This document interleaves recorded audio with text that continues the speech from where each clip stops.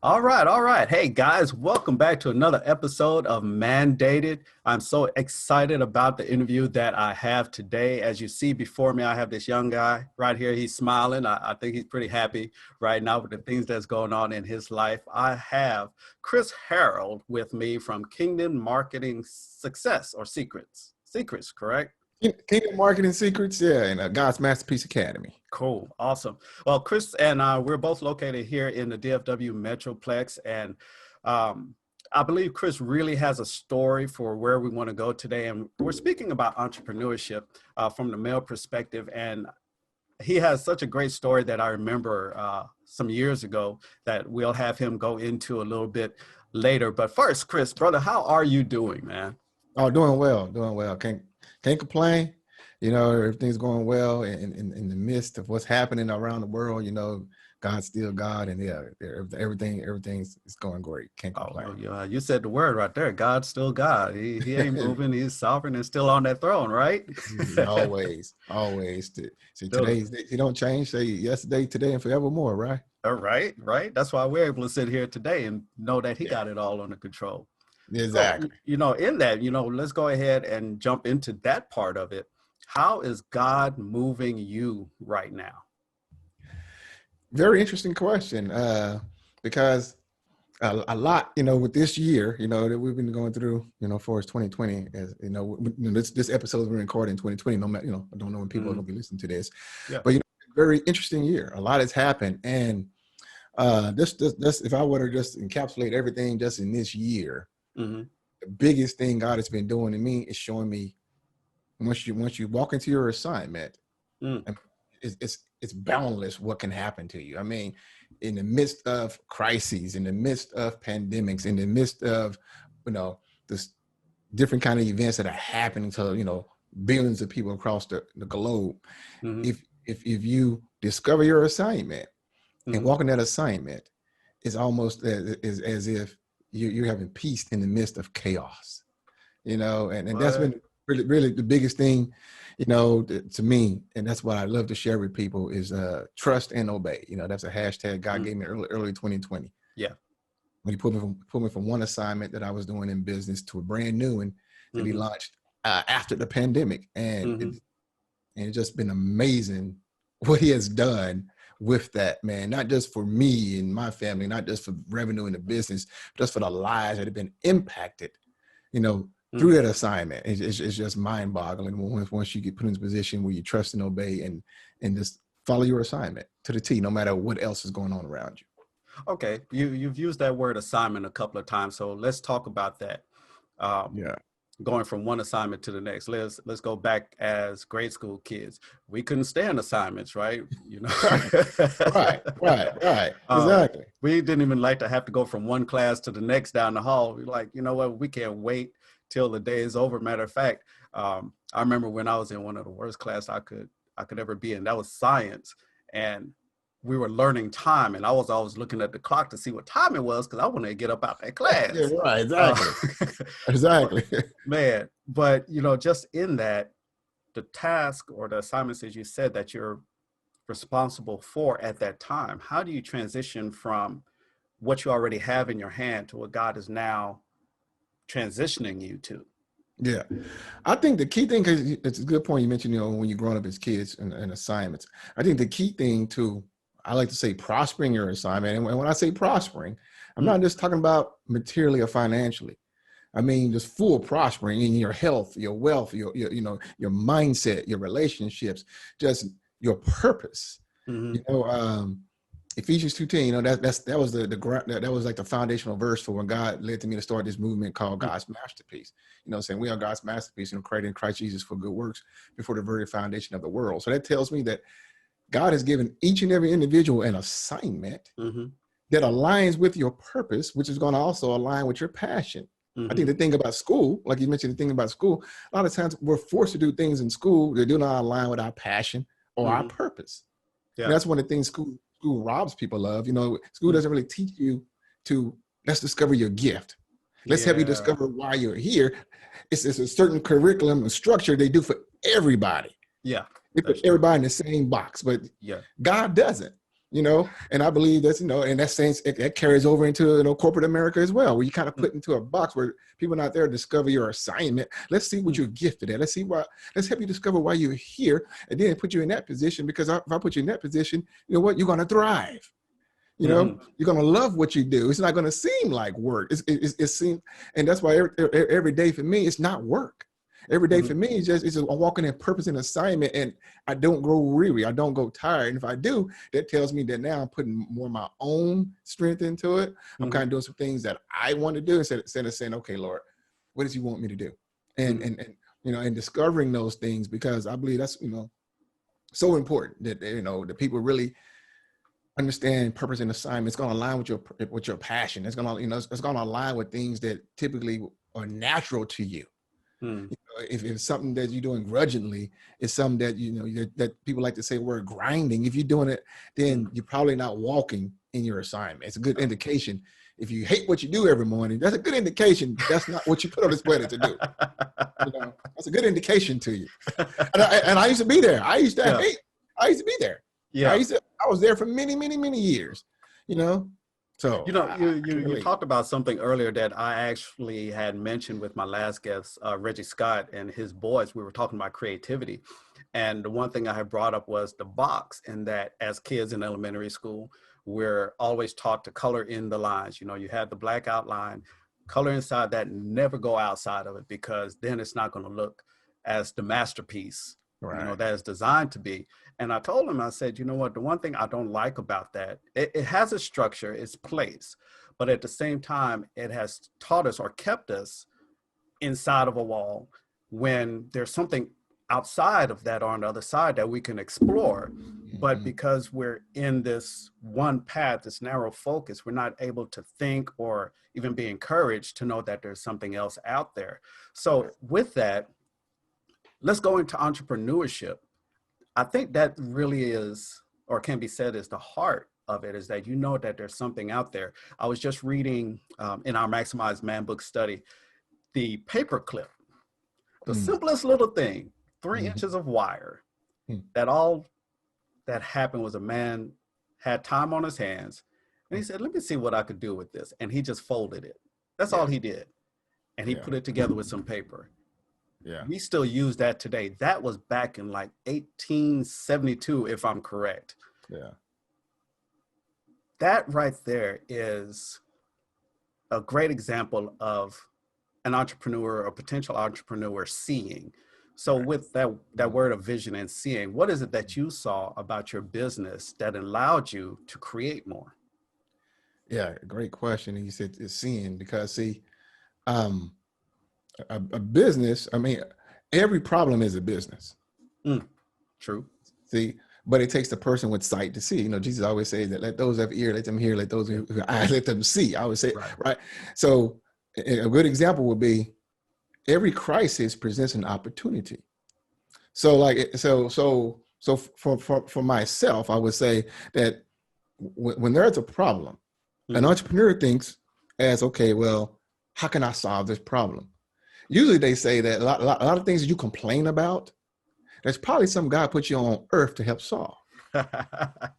Right? I've heard that people before. Go to complain. You know, you see it everywhere. They're not doing this. They're not doing that. I wish they had this. I wish they had that. It's like, well, why don't you do it? Because obviously, if it's eating you up, God probably put that in you for you to solve their problem. So every problem is a business. Yeah. But the problem is that society as a whole has not been conditioned to think that way. We've been conditioned to think, let somebody else take care of that problem. That's right. Point. Right. And that's the problem, where so many people are not walking in their purpose. You know, they're not walking in their assignment. Because I mean, I know when I worked a job, and this is nothing against jobs, but I know statistics say, this is proven, that 80% of people that work a job are not happy and satisfied with that job. Yeah. That's proven. I mean, I'm a candidate. I was fired for like 15 different jobs because it just wasn't compatible for me. I mean, I tell folks today, you know, I'm psychologically unemployable. I mean, you know, so, but never heard that. Yeah, I mean, yeah, but it's because that's not what you were put on her to do. Now you can do a job to elevate you to get to another place, but that job should be treated as an internship. You know, it should be treated that, you know, I'm getting paid here as an intern to move on to something better.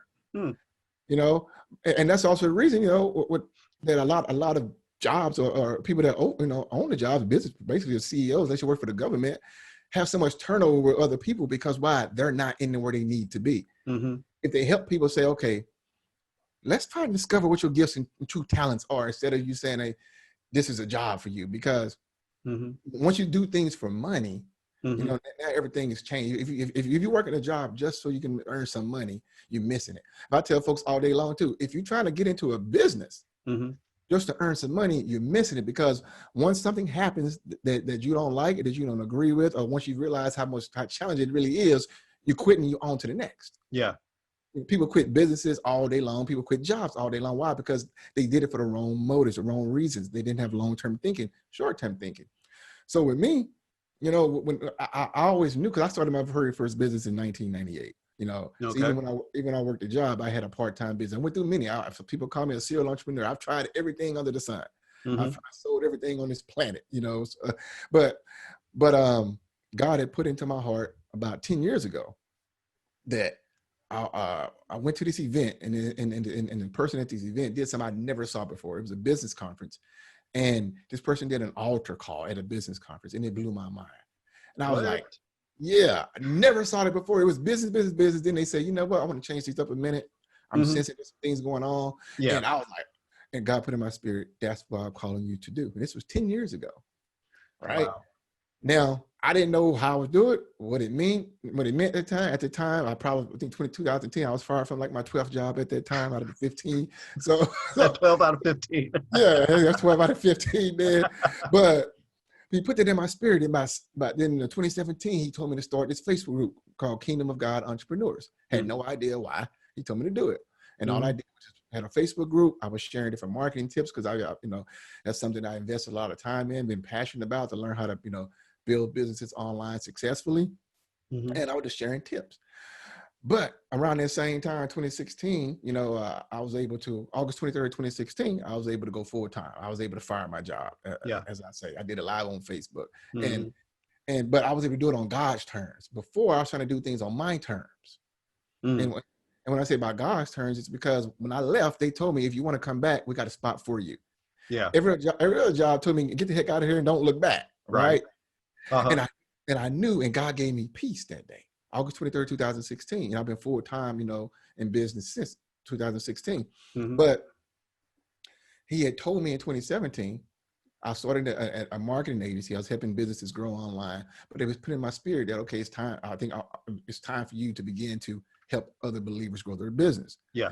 And at that time I had a marketing agency, and it did really well. It took off in 2017. In 2018, it went down valley. In 2019, it was I remember you talking about that.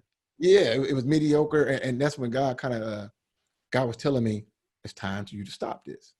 I have something else for you. And it reminded me of, I shared a story with Elijah at the brook, because a lot of folks think that if you're struggling, if things are not going well, then you must be outside the will of God.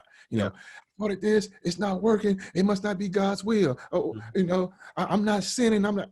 Then you start looking at yourself. You get very religious minded. Well, maybe I need to give more money to the church. Maybe I need to go join another ministry now. You start doing, you try to persuade God to bless you, as we say, right? Yeah. But no. I look at Elijah, I look at that story. I'm like, okay, God told him to go to the brook and for a season. And he said, stay here and the birds going to feed you and you drink water from the brook. Well, eventually what happened? The brook dried up. Now, was he outside the will of God? No, he wasn't. His provision dried up, but he was still in the will of God. Yeah. Well, sometimes God dries up one provision in one brook because he has another for you. But I was so disobedient because I was like, no, God, this worked for me in 2017. So I'm not moving. I'm going to figure this out. I was stubborn, persistent, which is the attribute of an entrepreneur: persistence, perseverance. And I'm not a quitter. I'm like, no, I ain't quitting on this. I'm going to figure this out. And God kept drying it up. Things that I used to do that worked easily stopped working. I was working harder. I was grinding. I was like, and nothing was working. I couldn't even give away my products and services to people no more. Nobody was buying anymore. I'm like, Lord, what's going on? Then in March 2020, when the pandemic hit, I lost my last client in my agency. And that's when I said, okay, Lord, I'm done. I'm done now. I've been rebellious. I've been disobedient. I've been knowing what you're telling me to do for the last, couple of years, but it didn't make sense to me because what was prospering, what was full, you know, it was like, why should I change? And that's when I said, okay, Lord, I'm done. March 20, I lost my last client, pandemic hit, people were panicking. And I said, okay, Lord, what do you want me to do? So for a whole month, I did nothing but sought God. What do you want me to do? Yeah. In April, I was losing money because I'm still trying to run the business and I didn't have anything coming in. That's when God gave me something I call the Money and Marketing Masterclass, and he gave me a model that I teach in there called the Prosperity Pyramid. And basically, it's a foundational model that I teach that everything should be based upon. You know, it has God first, it has kingdom principles, and it has mindset, it has marketing, sales, and then it has a very small top corner piece is money. Because what God built in me as a Christ in the kingdom entrepreneur, we don't pursue money. Money comes as a byproduct. You know, but that's a whole reversal of the world system. Yeah. You know, and when he showed me that, then I launched this masterclass challenge, you know, in May, just strictly with, you know, Christian business owners. And ever since then, he led me through this thing called God's Masterpiece. It's just been ridiculous. I'm like, wow. Well, hold on real quick. Let's get back to, there's a lot in there. I know. I watched, my wife and I have watched this gentleman, I believe his name is David Biglio. His interview is called Impact Quotient IQ. And I remember him stating specifically this thing about those that work for him, because he was in nutrition, done real well. So now he's kind of expanded or whatnot. But one thing he said, for those working for him, and Gary Vee, I want to say probably purports this just as well, is that if you feel working for me is not working for you, let me help you get to where you need to go. Yeah. And you had mentioned the CEOs. Not many CEOs today would actually say that, you know, because what that does is say, I'm losing somebody that's going to help my business, right? And I need my business to grow. I don't have time to feed into your life like that. Right. I don't care about you, what you designed to do, what you purpose to do. Right. And that's what we go through, you know, 9 to 5 every day or whatnot. Exactly. But in that, just as you were talking about, every problem that we see is a business.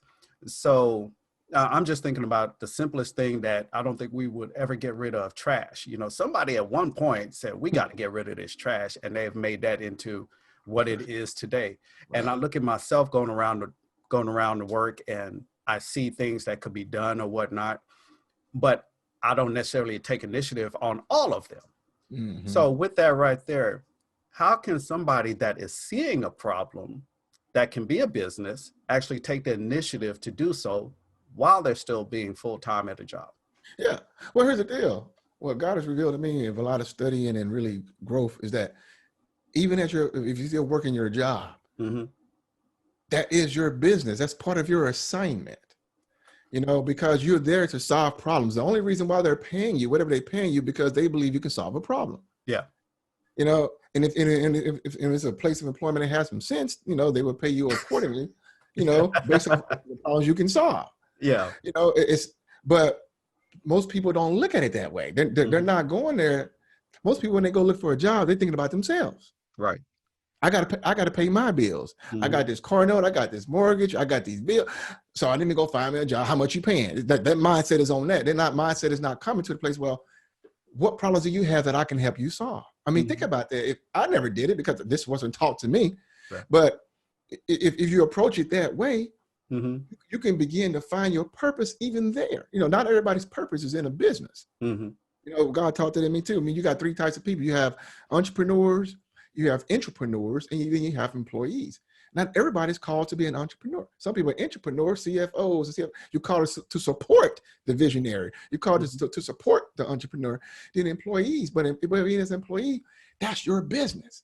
What they're paying you to solve a problem. And if you go in there and give them, you solve problems, and you show them you're a person of value, the more value you provide, guess what? When it comes down to cut day or furloughs or anything like that, guess who's going to be cut last? You will be. But if you're a person who show up late, you do a little as possible. You're watching the clock. You know, and well, when it's time to cut down, then you can be the first one to go, and you be the first one to raise in sand, acting crazy, acting a fool. But you brought no value to them. They Mm-hmm. were losing money because it's a business to them. If I Mm-hmm. bring on an employee in my company and they're not doing what I asked them to do and not showing me that drive, well, now it's hurting my business, hurting my bottom line. That's Yeah. the way.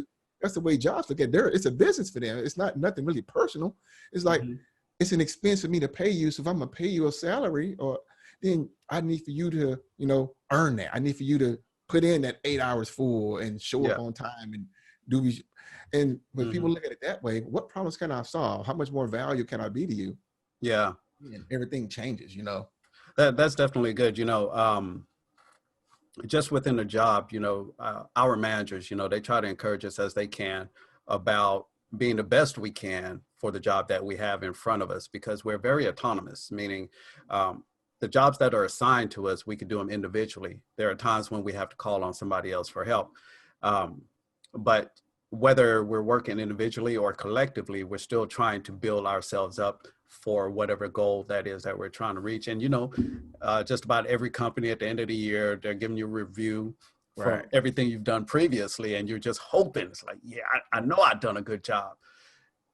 Well, I have clients and students in my God's Masterpiece program, which is like a mastermind that I'm helping, Mm-hmm. business owners and entrepreneurs, grow their business. Well, there are a few of them who still got full-time jobs, right? Mm-hmm. They got their business on the side. Yeah. And kind of like how I used to be, a few of them hate their jobs. They like, I hate going in. And I say, I understand. I know how you feel. Mm-hmm.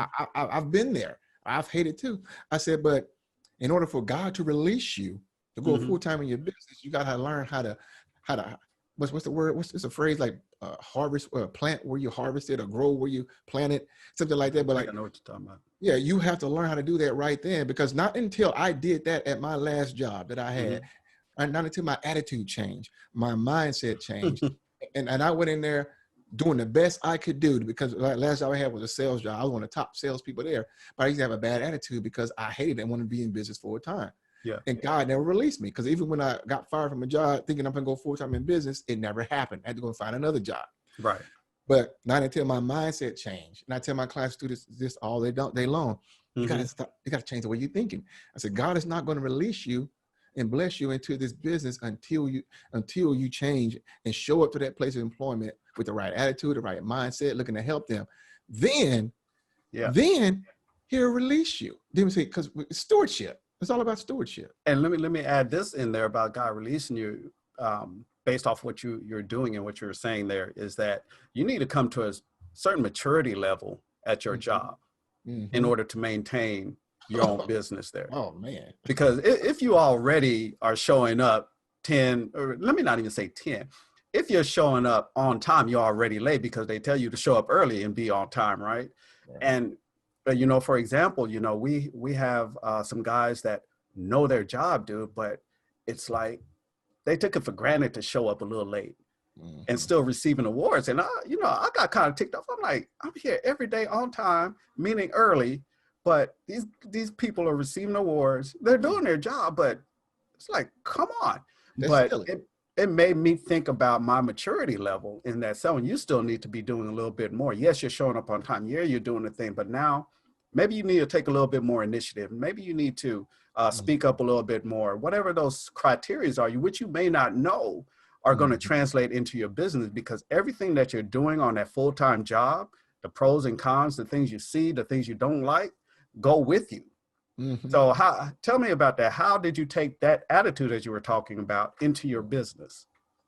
Well, the job is it's like I said, it's an internship. And if you're not effective at your job, you're definitely not going to be effective with a business, because right. There is no guaranteed paycheck in the business. Come on. There is no 1st and 15th automatic coming in. There is no, well, you know what? Next Friday, I'm going to get something. No, there is no guarantee in business.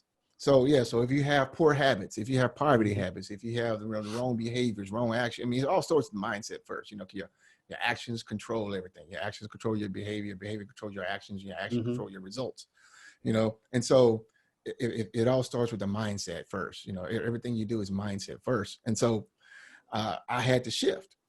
I had to change my attitude about how I felt about that place. And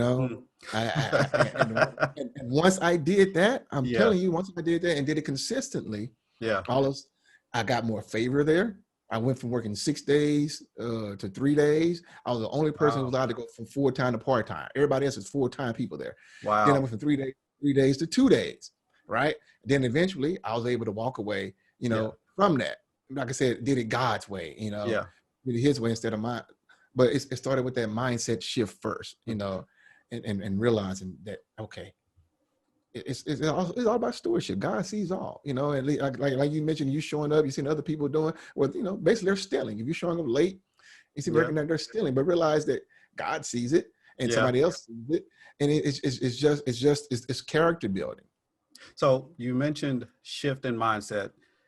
How did that shift in mindset affect Miss Harold? It's funny. I think I don't know if you heard. I got an episode on my podcast that I recommend your listeners to go listen to, especially if maybe you got entrepreneur desires and maybe your spouse doesn't. I'm trying to find this episode, but I did it with my wife and my Kingdom Marketing Secrets podcast. Maybe they go check it out. But it's called. Let me find this. Episode 56. Episode 56. Yeah, how to succeed as an entrepreneur when your spouse isn't. My wife, we did this episode and we was very candid. We shared stuff we never knew about each other in this episode. Oh, wow. Yeah, that's because of this topic, Yeah. Because for many years, what my desires and entrepreneurs' desires were on them. I shared my story. 5 years ago, we went through a divorce. Literally. I put us in $35,000 worth of credit card debt. At one time it was down to $12 in our account.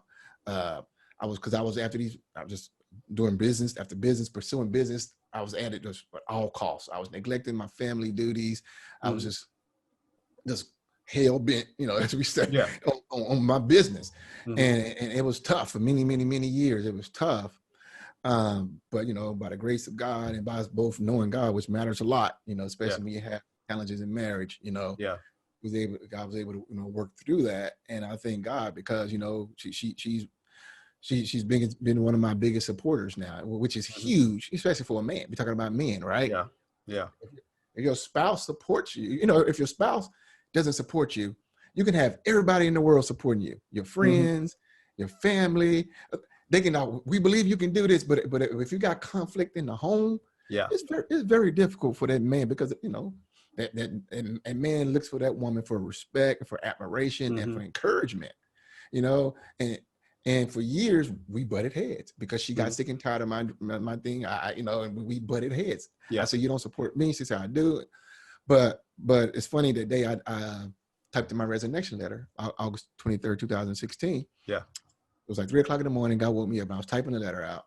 But before I hit send, I went and woke her up and I said, hey, come and read this. And she came, but here was the big difference. She came and she read this, right? Check this out. She read it, and I'm expecting her to say, I was expecting bad, negative. I was expecting her to say, no, you can't do that. She read it, and she looked at me and she said, okay. She said, you believe I'll tell them what you do? Okay, go ahead. And she told me that. It was like my whole world changed. All right. Bro. I was like, wow. Yes, I hit send, and I was like, it changed everything for me, brother. But before that, we had a lot of issues. But and she supported me. I just didn't see it. Because we all have our own paradigms. We see what we want to see. Based on our own worldview. We see, and so I have my own paradigm. My idea was support was rah this everything I do get behind me. Her idea was support. Was I'm still here. I'm still doing things of this nature. So, but yeah, I think that's so important, man. To have that, that because it just makes everything stronger and it makes what you do. You're like, okay, I got my wife behind me now.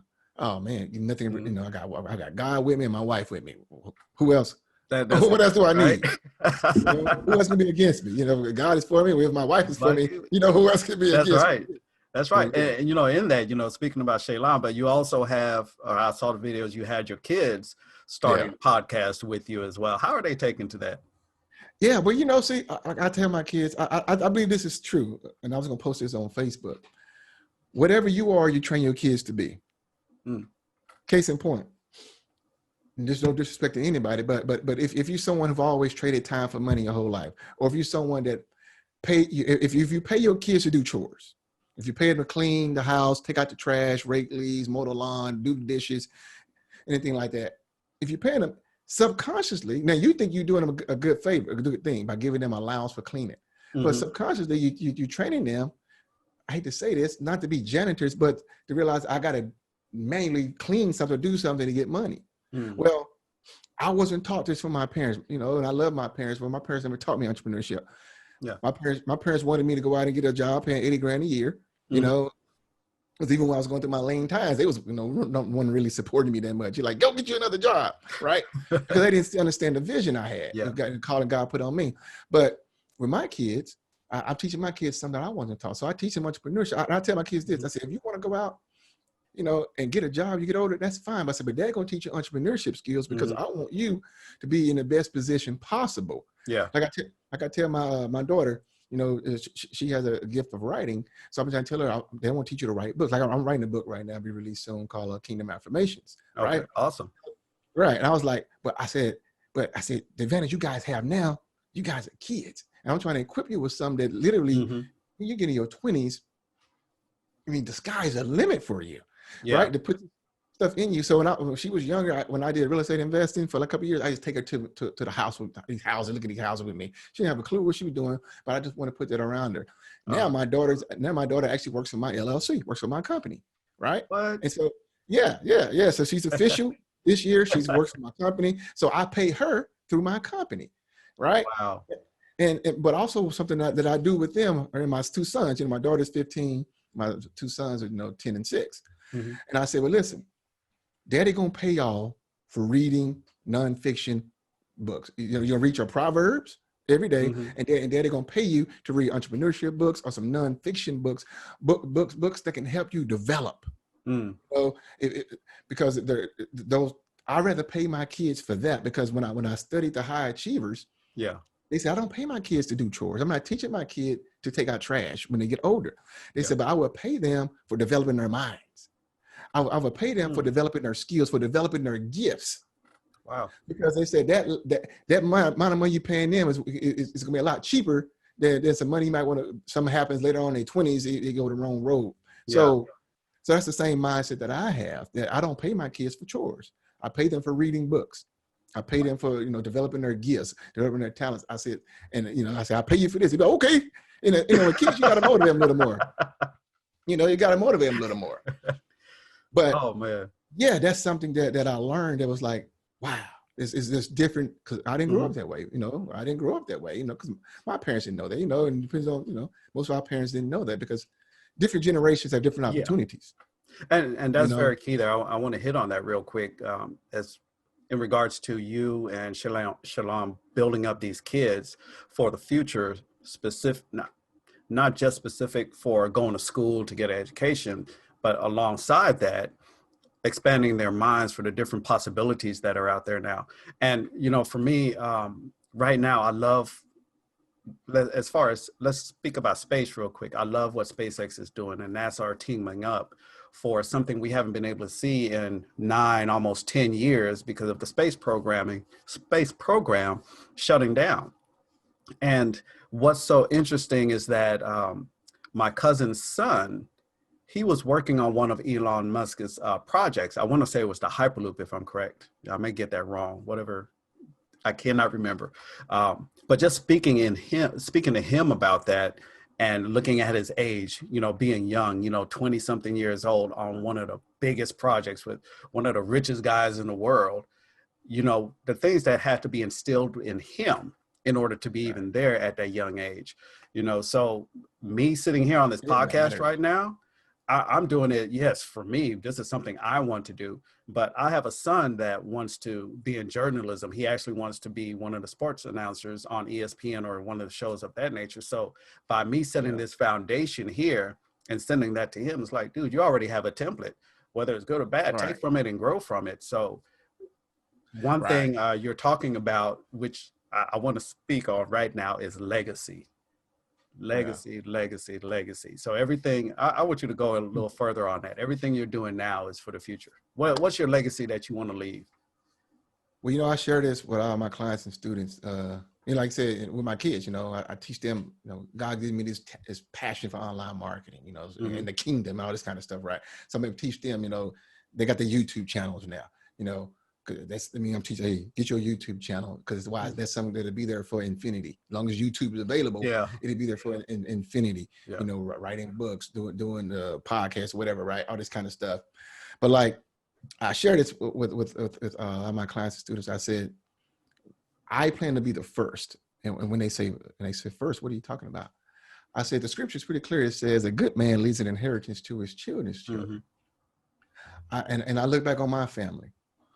None of my grandparents, none of my great grandparents, none of them left me with anything. And I'm not knocking them, but I'm just saying, I'm looking at the scriptures, right? And so, and I made a commitment that I would be the first. And I said, I told my kids, I said, what daddy's doing, not just for y'all three. I said, I'm doing this for y'all unborn kids right now. Yeah. I said, when your kids are here, they're going to have, God willing, something for them. That, like, I'm like, wow, granddaddy Chris. Yeah. Left me with this, because there are certain cultures, Jewish cultures do this, and they have the same Old Testament Bible that we have. Yeah. Right. But they do this. They leave legacies for their kids, where their kids do not grow up in debt, where their kids don't even have to go to the bank and get a mortgage. Why? It's kept in house, or they have property where it's passed down from generation to generation to generation. They create wealth based off biblical principles that are there right there. But but certain cultures do this. But a lot of cultures, that maybe look like us, do not. We leave debt to one another. Come on. And that's a sad state, because it contradicts scripture. So legacy, I plan on leaving assets. The things I'm doing now is creating an asset. An asset is an income producing, product or service that can continue to earn income without you having to trade time for it. So I'm creating assets online that literally can continue to create income, and things of that nature. So I plan on being the first in my family, to do that. Now, not just in my family hit a certain income bracket, but the first to leave something to my children's children, because I believe that's a part of legacy, and it's obviously scriptural, to do so. But it takes with use and making a decision that I'm not going to continue. I tell folks all that you have to make a decision to break the curse, and it has to stop with you. The curse has to stop with you, because if you don't, when you teach your kids to do the same exact thing, then it's only going to continue and continue and continue. That's why I teach my kids entrepreneurship and skills and critical thinking, along with wisdom from the word. I teach them other opportunities outside of a job. Listen, the stuff you have online right now, social media channels with these people. I said, this is how you guys can do this. And you get in your 20s, literally you could be set for life in your 20s. The stuff that was foreign to me in my 20s. Come on. All right. Well, this is what we're gonna do. We're gonna close out, but I want you to have the last word. What would you tell someone that's inspired by the conversation, but still fearful of taking that next step? What do you got for them to close out? Yeah, well, fear. There's nothing wrong with being fearful. The only thing wrong with being fearful is let it stop you. God is not giving us a spirit of fear, power, love, and a sound mind, right? That's you read right. throughout scriptures 365 times, it says, fear not, fear not, fear not. Yeah. So, and do what? Be courageous. God told Joshua, don't fear, be courageous. What removes fear is simply knowledge. When you're afraid of things, you're fearful of it. Starting a business is fearful of a lot of people. Why? Because they've never done it before. Yeah. Well, how do you make it not fearful? You invest in a mentor. You connect with someone like me, something like that, who's been there and done that and creating great results now. So that's how you shorten the learning curve. You'll overcome fear with knowledge. But the bottom line is that you need to realize that God has created you with a purpose and assignment here on this planet. Amen. You're not here by accident. You're not here to come here just to make a paycheck and die and go on to the next place. You're not here to come to accumulate material possessions. You're here to impact and to influence others for a bigger purpose than what you seek. And it's very important that you do. I don't care how old you are. 20, 30, 40, 50, 60, 70. I know people, all kinds of people come in my programs who's almost 70 plus years old and said, Chris, I don't even know my purpose yet. Man. And one side of me, that's disheartening, because you Yeah. lived all these years, Yeah. thinking just existing, but not living out your purpose. Well, God has created each and every one of you guys with a purpose and assignment, and that it will be natural to you, and you will flourish in it. You won't have to grind. You won't have to work. You won't have to. You have to work, but you won't have to hustle. You won't have to. It won't. It won't be something that that you painstakingly do, and realize that it's yours. You have to discover that. That's why I help people do as well. But it's important you discover that, because once you do it, that's when you find you, because the seed is in you already. There's nothing more that needs to be in you that's not in you already. If you're created in the image of God, you're created for greatness. Every single soul, no matter what your philosophy is, no matter what your beliefs are, if you're created in the image of God, you're created for greatness. Why? Because God doesn't create junk. Ooh. Think about it. Say that again. God doesn't create what? God does not create junk. and the reason being is this. Think about this. I got a phone here. It's made by Samsung. One of my mentors taught me this. But Dr. Miles Monroe, he talks about this. It's made by Samsung. Samsung is the manufacturer. Well, you know what? It's to Samsung's great interest that this phone functions at 100% capability. That it does everything it's designed to do. And if it does not, it brings shame to their name. But why? Because this represents Samsung. Everywhere this phone goes, it represents Samsung. Well, think about this. If you're creating an image of God, and more importantly, if you are a son and daughter, you're in the kingdom, God gets glory through your lifestyle. He gets glory through you discovering your assignment and flourishing in it. Why? Because his name is on you. Just like Samsung, he gets glory. Throughout scripture, God said he do stuff for what? For his name's sake. Why? Because he gets glory through you prospering. He gets glory through you discovering your assignment. And so it's very important that you discover your assignment, that way you can begin to flourish in it. Why? Because it gives your creator his glory, his just due. And there's no limit to the resources that he will bring through you to do that, because he's giving you an assignment. So it's very important, guys, that you discover that and you begin to fulfill it. Because you hear the impact more than just yourself. You hear the impact and influence the lives of others. And that only happens first and foremost by discovering your assignment through your creator. Amen. Amen. I really appreciate that sound word. And as you were speaking about fear coming from Timothy, it's funny because I've been kind of ruminating on that on and off past couple of weeks. God has not given us the spirit of fear, but of power, love, and a sound mind. And when we get that ingrained into us about taking that leap of faith, as we say loosely, man, knowing that there are greater things on the other side of fear. And when we realize what that fear is, you'll see how small, how minuscule it actually is compared to the grand scheme of everything that's going to happen. I know for where my wife and I are with our business, God has already told us that it's going to succeed. So we have to continue to plug away at it, continue to gain more knowledge, do more testing, all those things that we need to really hone in, be specific about that model that we have and the things that we want to do going forward. So, hey, Brother Chris, man, I really appreciate your time. You've been exciting. You've been very informative. And I know God, as you've already said, has blessed you. But as we talked about before this, he's blessing you even more. So thank you for your time. And man, we're going to connect again for sure. Oh, most definitely. And it's okay if I give you guys listeners a website where they can go get, please. Because I got some tools. They can use right now. Like if you feel God's calling you to the the marketplace, there's some I teach later called the 7 mountains. But if you feel God is calling you to the marketplace to solve some problems, one I would say is go enroll in my master class. I got a master class called the Money and Marketing Master Class. You can go there and enroll at moneyandmarketingmasterclass.com. You can go there, moneyandmarketingmasterclass.com.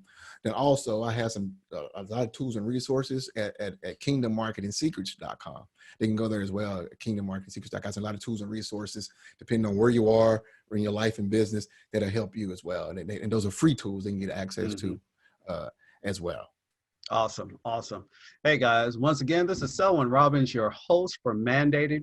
I'm glad that you were able to join us, and please provide your feedback. Would love to hear from you. And if you have any questions for sure for Mr. Harold, please put that in the comments, send an email just as well, because he as he said, wants to do what he can to help you grow your business, come out of that place from fear and go into the future of what God has called you to according to the purpose that is already set.